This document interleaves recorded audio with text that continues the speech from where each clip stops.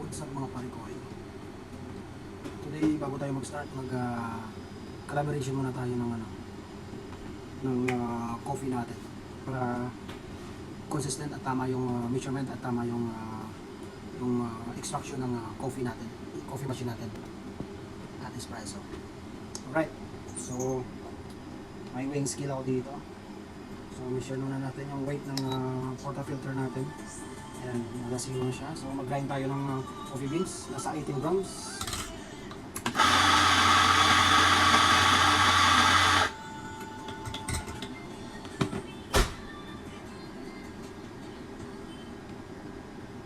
Alright, 17.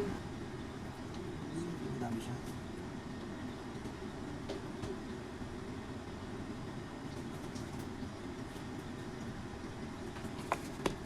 So, nasa 18.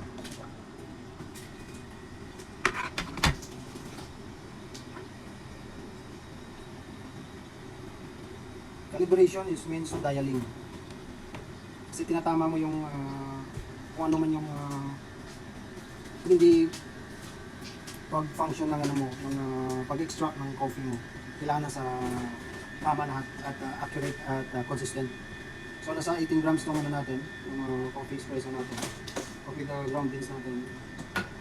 So lagyan natin sa coffee machine at ilagyan natin ng time kung kailangan nasa under 30 seconds at 36 ml fluid o liquid ang papalabas niya sa pag-extract ng espresso. So, tika lang guys. So, ito na guys. So, nasa seconds yan. Nasa 0. Itong yung grams niya ay nasa 0 din. So, let's begin to extract the coffee. So, once na ma-pull ko yung gauge niya, then we start to press the second. Alright. So, hindi makita masyado.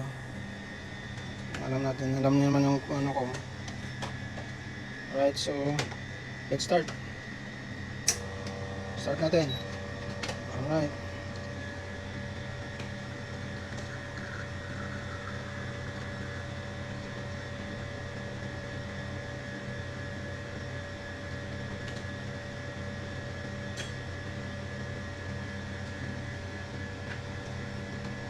Okay, so double shot espresso. Alright, so gawa na tayo ng coffee natin at tama to yung dialing natin or calibration. Malabo lang talaga yung yung cellphone ko. So gagawa tayo ng cappuccino without milk. So double shot espresso to, lagyan natin yung kalahati dito sa cup and ang kalahati dito sa stainless pitcher. At lagyan natin ang yellow para i-float natin siya.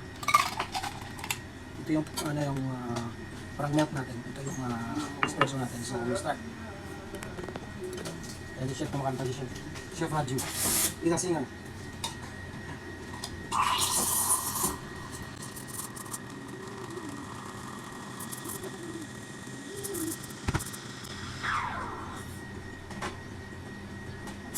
So, cappuccino without milk.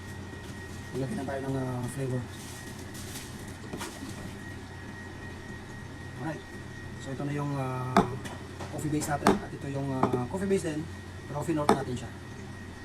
Yo.